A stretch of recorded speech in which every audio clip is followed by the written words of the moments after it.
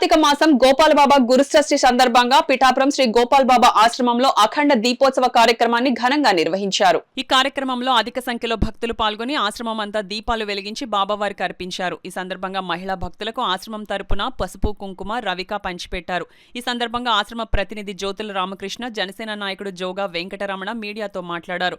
కార్యక్రమంలో జనసేన పార్టీ పిఠాపురం నాయకురాలు చల్లా లక్ష్మి, నాయకులు సురవరపు సురేష్, మాన్నిడి రంగబాబు, జనపరెడ్డి రాంబాబు, వనం వీరబాబు, కొలగాటి ఆనంద్, పెనుమల్లు నాగేంద్ర, కంచల్ల శంకర్, పిండి శ్రీను తదితరులు పాల్గొన్నారు.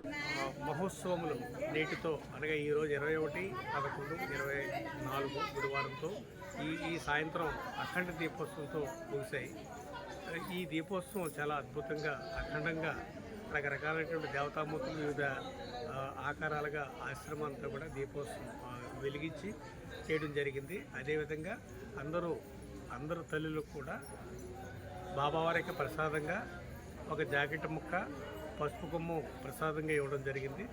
ప్రతిరోజు 9 రోజులు ఘనంగా జరిగాయి. ఈరోజు లాస్ట్ రోజు 21వ తారీఖున 9వ రోజు కాబట్టి దీపాలంకరణ, మంత్రపుష్పం, వచ్చిన భక్తులందరూ కూడా అన్నదానం చాలా మహత్తరంగా జరుగుతుంది.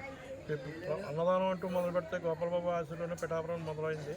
ఈరోజు చాలామంది చేస్తున్నారు, కానీ పిఠాపురం గోపాల్ బాబా ఆశీర్వాదం మొదలుపెట్టాక వీళ్ళందరూ అన్నదానం మొదలుపెట్టారు. ఇక్కడ తిన్నవారు ప్రతి ఒక్కరు కూడా మళ్ళీ ఎప్పుడు గోపాల్ బాబా ఆశ్రమానికి వెళ్తాం, ఎప్పుడు భోజనం చేస్తామని ప్రసాదం ప్రతి ఒక్కరు కూడా వచ్చి సేకరిస్తారు.